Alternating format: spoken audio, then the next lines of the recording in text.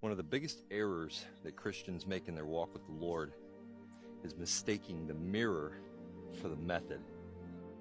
For in his sight, no one alive will be considered righteous on the ground of legalistic observance of Torah commands, because what Torah really does is show people how sinful they are.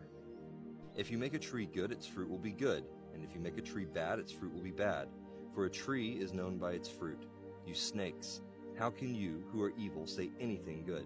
For the mouth speaks what overflows from the heart. The good person brings forth things from his store of good, and the evil person brings forth evil things from his store of evil.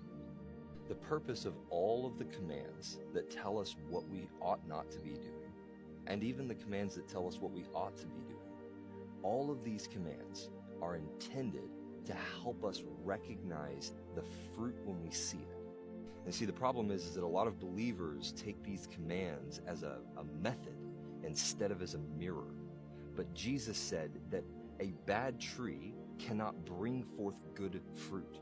In the same way, a good tree does not bring forth bad fruit. You cannot change the fruit by changing the method. You can only change the fruit by changing the tree. So what am I saying? Am I saying you shouldn't try to do good things? Am I saying you shouldn't resist evil? No, that's not what I'm saying at all. What I'm saying is you need to understand the source of where it's coming from. And when you understand the source, you'll also understand the solution. Jesus didn't say, "Come to me, all you who are perfect, all you who have perfected the method of appearing righteous." He said, "Come to me, all you who are weary and burdened, and take my yoke on you and learn from me, and I will give you rest for your souls." In Romans, Paul doesn't say, do good things, and in doing those good things, your mind will become renewed. What he says is resist the former pattern.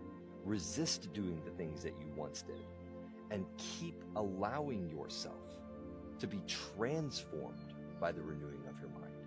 An apple tree cannot produce lemons by changing the method by which it produces fruit. It must be transformed into a different kind of tree. And as it says in Romans, we do not transform ourselves, but instead we allow ourselves to continue being transformed by the renewing of our mind. And how do our minds become renewed? By going to the one who has the power to transform and taking his yoke upon us and learning from him. And what do we learn? Do we learn how to behave differently?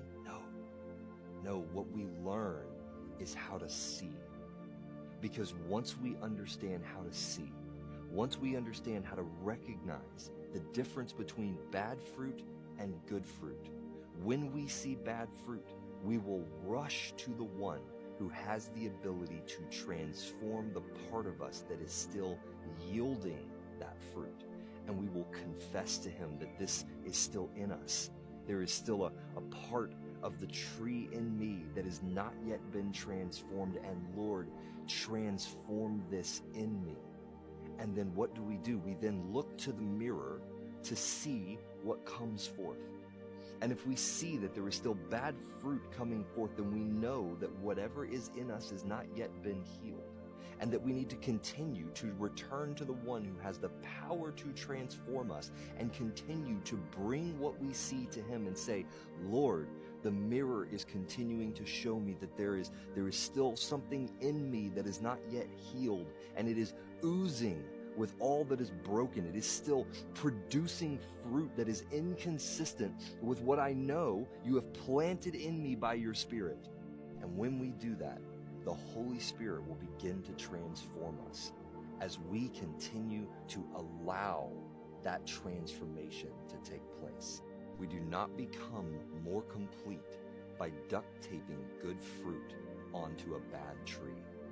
We become complete by learning to recognize what kind of fruit we are producing and continuing to return to the one who has the ability to heal and transform the tree.